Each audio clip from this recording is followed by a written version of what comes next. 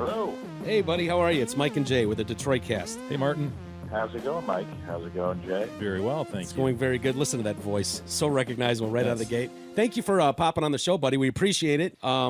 Jay and I both, I think our favorite television show currently airing is Silicon Valley. No question. It's got to be a great feeling to land a show. I'm glad you didn't say Big Bang Theory.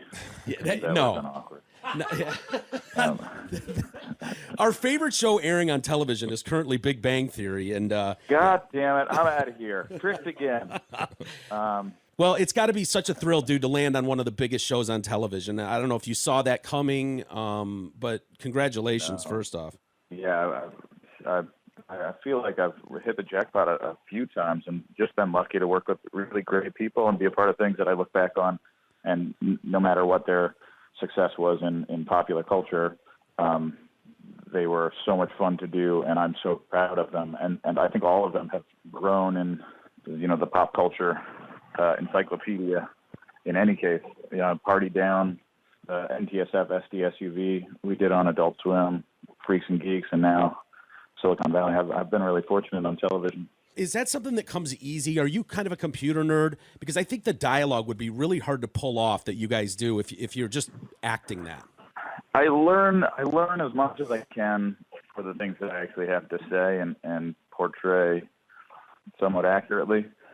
But in general, I think being a part of the show has pushed me away from delving deeper into tech culture in some ways. And then in other ways, like I have a motorized skateboard and I have a pedal assist bike, which is awesome. This company FLX makes these really awesome mountain bikes, so I can be a lazy mountain bike beginner and take the easy way up the hill and just enjoy the ride. Yeah. So it's cool to get to know all the interesting tech stuff that's in my category of desirability. But I feel like I've been pushed further away from like my telephone and my computer, and which is, I don't know, I wouldn't have predicted that. Hey, the Bachman incubator that we see on the show, the house that you guys live in. Are you guys going to start one? Yeah, It's sure. a great idea. What's he get, 10% of whatever's developed? Yeah. You guys it just seems like genuinely like you have a good time together. I know you're acting, I understand that, but are you guys really good buddies in real life? It seems to jump off the screen that you are. Yeah. I mean, every one of the guys is awesome. We've all really gotten to know each other over the last 4 years, and it's just been a lot of fun. I wouldn't have anticipated it being as easy and rewarding as it's been. Not that I have any other experience to pull from to think otherwise, but I feel like the older you get, the harder it is to make friends and expand your world, and it's. I didn't know anyone except for Kumail I had met once before previously, and we had a fun bro-out night. And then so I felt confident that we would get along. But then I got to know, TJ and Zach Woods and Thomas, and it's just been awesome. Is it true? I thought I read that the role of Gilfoyle, when you read for to do that show, wasn't even a character yet. Correct. So what Kumail role? and I both. Well, I read for Ehrlich, and I think Kumail did too, but I'm not totally sure on that. And then the next day after I tested, they said, "Hey, you didn't get that part, but they're offering you another part." And they're writing it. So here's the script. They want you to go to a table read. And I read through the script, and I had one line of dialogue. And then I was like, "Are you sure they need me to come to say one line of dialogue?" And they're like, "Yeah, I think they want you there." So I went, and Mike was like, "Hey, yeah, don't worry. We're just kind of trying to figure out this part. We're not quite sure what we're doing here." But he kind of gave me the breakdown of him being a Satanist and really trying to flush out the world with with the group. Because initially it was really just about Thomas, Richard, and Ehrlich was kind of a part of it. But the majority of the show is really just about Richard's storyline alone, without his group of friends, just him flying solo. And then there was kind of a B storyline of these girls who come up to like meet rich nerds who are socially awkward, who are kind of easy to enroll in their romantic schemes and kind of get financially invested from in. Invested I really in. trailed off there. I believe it's in. I think you had it right. Yeah. And then that also could be a euphemism, but we don't need to go there. Well, I personally am really glad that it's developed far beyond the Richard character, because I think you guys really lend some rich dialogue for sure, and and some great dynamic pieces of that. But the Gilfoyle character, the fact that he's a Satanist, you mentioned, makes him incredibly unique. He's a total smartass. He's incredibly capable and competent, but he doesn't. He never gets into like the douchery that Dinesh does. And that allows him to just kind of rip on everybody, which has to be great fun to play. It's super fun. I feel like I lucked out.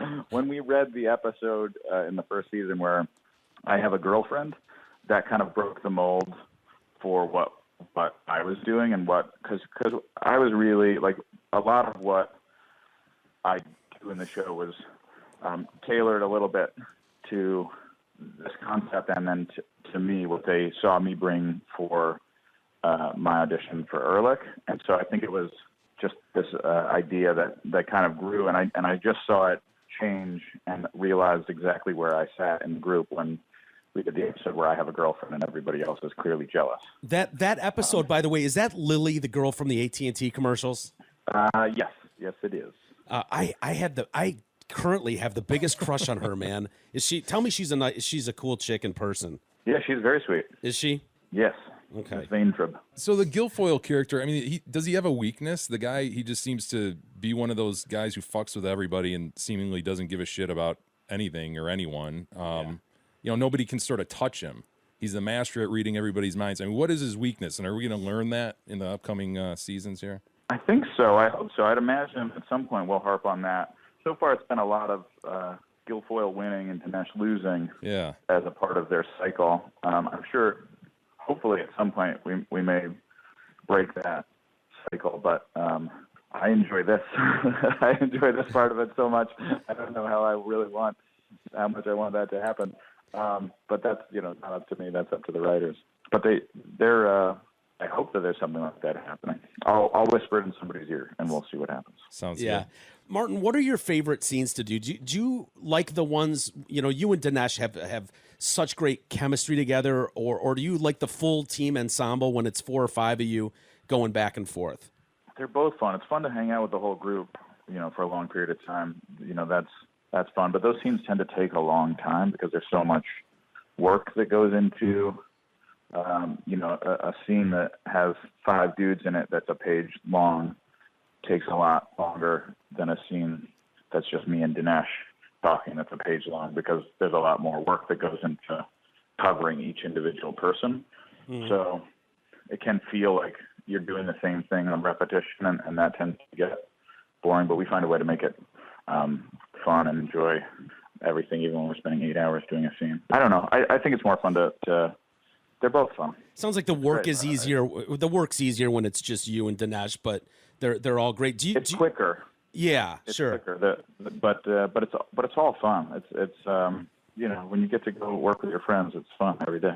Do you have favorite scenes, like, personally? I love the one when Jared and Richard are asking, they're doing the interviews, and they're asking, what does Gilfoyle do? And you have that amazing dialogue with them where you explain what you are and your importance. I mean, does something like that stand out to you? That stands out to me as like one of the more nervous days for me. I think those big speeches, I tend to feel like, because the dialogue is so unfamiliar, it's like, doing a doctor show or something. So I've almost learned it syllable by syllable, phonetically. It's like doing a foreign language. It like does feel like that sometimes, where I'll say a sentence that I've memorized, and it will feel foreign coming out of my mouth and sound foreign to my ears.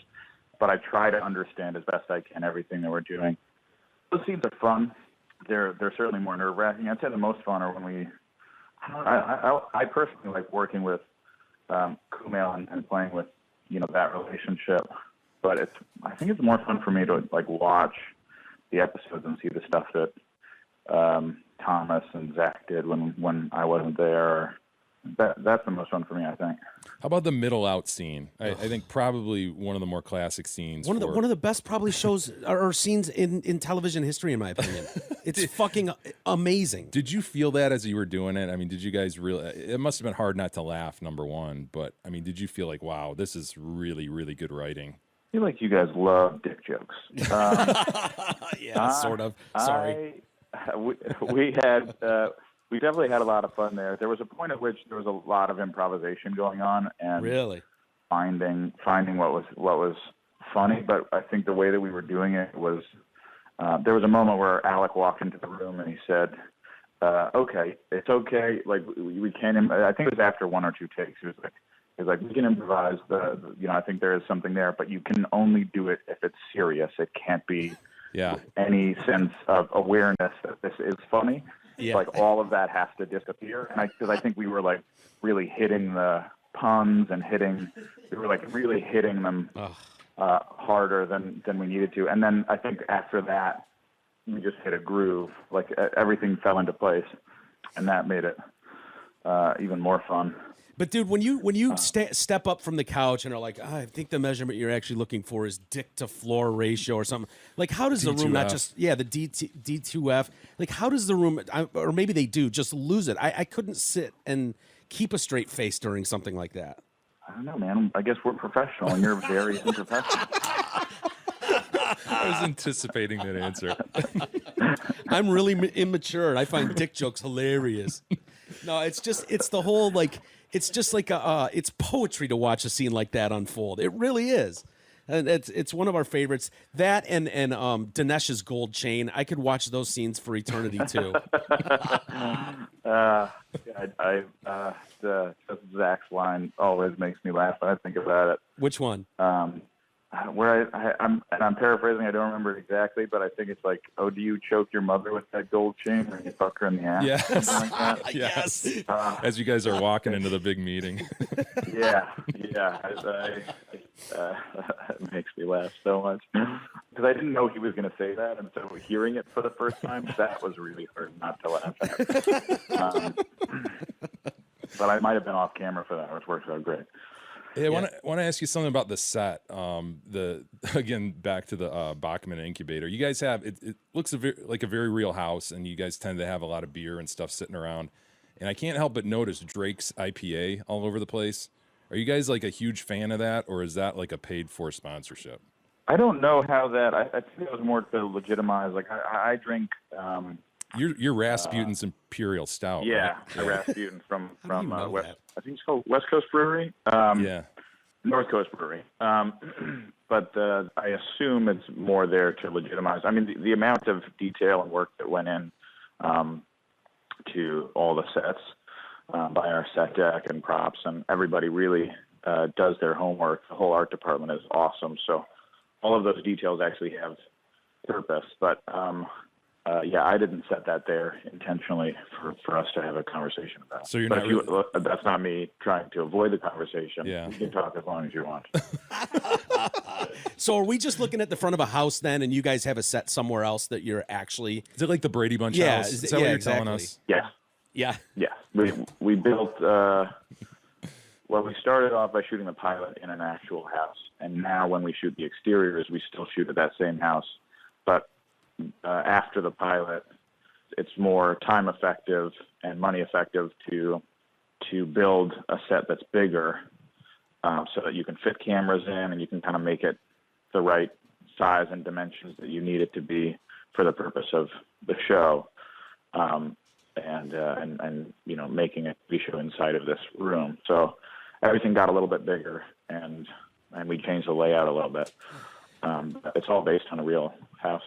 It is. I was going to ask you too, is Pied Piper based, and the algorithm, is that based on anything? Is that totally made up, or is there some something that I don't know was going on in Silicon Valley that this is a tribute to or a reference to? I think it's more the general, and you should probably interview Mike after this to get the real story. But I'm pretty sure it's just the general desire by all tech people to make things smaller and smaller and smaller and smaller and smaller. So it's, information is clearly getting smaller as best they can make it smaller. I think it was spawned from that simple idea. I'm not aware of any specific information that spawned that. Well, the Mike you referenced a couple times, we would love to talk to him. Of course, that's Mike Judge. That's got to be a blast, man, working on a Mike Judge film. What a great writer, and just brilliant stuff coming out of him. He's good. He's good people. Yeah, good people. Good people that Michael Judge. I would make him do Beavis and Butthead like all day. Do you ever do that? Are you ever that guy that goes, dude, come on, just do a quick Beavis and Butthead for me?